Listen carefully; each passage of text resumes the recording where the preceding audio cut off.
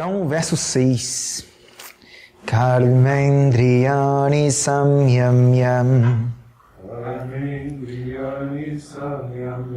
ya aste manasa smaram indriyartham vimudhatma mityachara sa uchate. Krishna vai fazer agora uma comparação entre dois tipos de pessoas. Ele fez isso no capítulo 2, ele está fazendo isso no capítulo 3, e ele vai fazer isso a Gita inteira, comparando entre o tolo e o sábio, o que é o melhor entre quem é o melhor entre os dois, né? Qual é a melhor de duas coisas, né? Qual é aquele que se sobressai. Então agora ele vai delinear a pessoa que está enganada, como é que ela age. Então aí Krishna diz, Karamendriyani samyamya, controlando os sentidos de ação. O corpo, nós temos, na verdade, segundo os Vedas, 11 tipos de sentidos, né? São 5 sentidos de ação. Os sentidos de ação são as mãos, são os pés, a boca, o ânus e o genital. Então dão 5. São 5 sentidos de ação, 5 sentidos que colocam a gente em movimento no mundo. E existem também 5 sentidos de aquisição de conhecimento. Os sentidos de ação são chamados de karma indriyas, ou seja, sentidos de ação, ou karmendriyas com sandhi.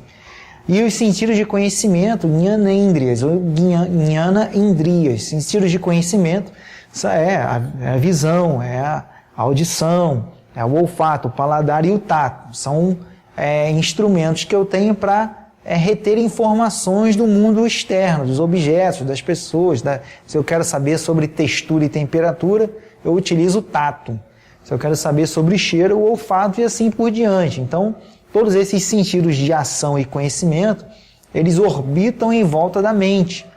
É a mente que, captando as informações do externo, ela decide colocar o corpo em movimento através dos sentidos de ação. Então, tudo está em volta da mente, tudo está orbitando na mente.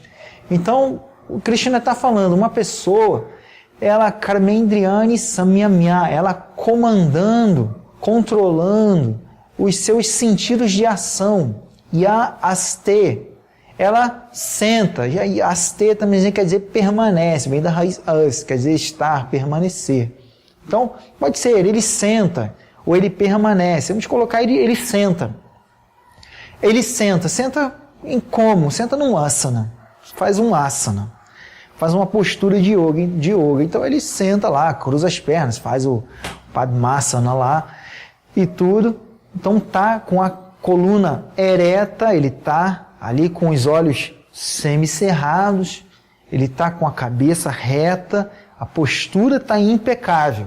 Ele tá num perfeito asana, a perfeita postura do yoga. Mas aí então, Indriyartham manasa smaram. Com a mente dele, ele smaram, ele fica lembrando, meditando. Em quê? Indriyartham, nos objetos dos sentidos.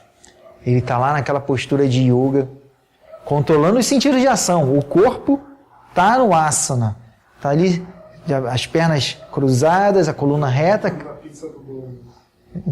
Está ali com a coluna reta, a cabeça está reta, mas aí então a mente dele está pensando, essa postura aqui dá uma boa foto para o Instagram.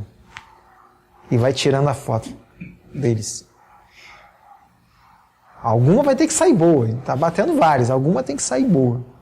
Assim e tal, o Instagram é cheio de foto de asana. Aí ele pensa lá, será que alguém está me vendo? Porque essa postura é muito difícil.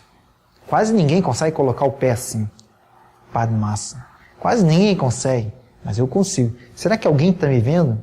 E ele continua, Manasas maram indriyartham. Será que aquele filme está em cartaz ainda? Será que dá tempo de ver? Vou ligar para o fulano, para fulana, para ir lá comigo. Acabando aqui, vou comer aquela pizza que está lá na geladeira. Acabando aqui, eu vou pedir aquela pizza no Domino's. Hoje é quarta-feira, pede uma e leva duas. É hoje mesmo que eu vou pedir. Então, o corpo está controlado, mas a mente, ela está vagueando, ela está vagando pelos objetos dos sentidos. Então, ela está meditando nesses objetos. Então, ele está ali pagando de um grande yogin, mas, na verdade, ele é um meditador dos objetos, ele é um contemplador dos objetos, ele não consegue restringir a sua mente. O corpo está totalmente restrito, controlado, mas a mente, que é o principal instrumento de yoga, a mente é que está presente em todas as práticas de yoga, ela está totalmente solta, ela está totalmente aí, à mercê das circunstâncias, das memórias e da imaginação. Então, está pensando no objeto, o que eu vou fazer amanhã, a mente dele está orbitando ou no passado das memórias, ou no futuro da imaginação. O que eu queria que tivesse acontecido, o que aconteceu e o que eu quero que aconteça. O que eu vou fazer quando acabar essa meditação aqui. Eu vou ver um filme? Será que já começou minha novela? Então a mente está entorpecida ainda pelos objetos dos sentidos, apesar do corpo estar restrito. Aí Krishna vai dizer, controlando os sentidos de ação, aquela pessoa, ela senta, mas com a mente lembrando dos objetos. Aí Krishna diz, Vimudatma, é aquele que está iludido, é aquele cuja mente está iludida. Ele pode estar lá se enganando conscientemente, utilizando aquela postura para alimentar o seu ego. Então ele é o principal enganado. E ainda outras pessoas estarem ali olhando aquilo e achando que ele é um grande yogi. São os outros enganados. Então, Krishna diz, Vimudatma, ele está enganado com relação à natureza do yoga, ele está enganado com relação à verdadeira posição de Naishkarmya. Ele está ali controlando o corpo, mas a mente está solta. Aí Krishna vai dizer, Mityachara. Mityachara, ou seja, é aquele que tem uma conduta falsa. Como é que uma pessoa que está em busca da verdade, que quer a verdade, que quer compreender a realidade, como é que uma pessoa que está buscando a verdade, ela pode ter uma conduta falsa? É incompatível. É incompatível com a própria postura, com o próprio significado de yoga. Então Krishna diz, Uchyate, disse que aquela pessoa faz falsamente, que ela tem uma conduta falsa, porque ela não controla a sua mente. Lembrando desse verso aí, tem uma história de um yogi em cima de uma montanha, né? Estavam anos e anos, décadas, em cima da montanha, meditando, lá, parado, lá na montanha. Aí um turista subindo na montanha, pergunta para ele assim, o que você aprendeu em todos esses anos vivendo na montanha? Ele falou assim, eu aprendi que viver todos esses anos na montanha é muito chato. Então, a mente dele não estava detida na meditação, estava detida no estilo de vida ali, em cima de uma montanha, fazendo posturas, mas a mente estava vagueando para tantas outras coisas.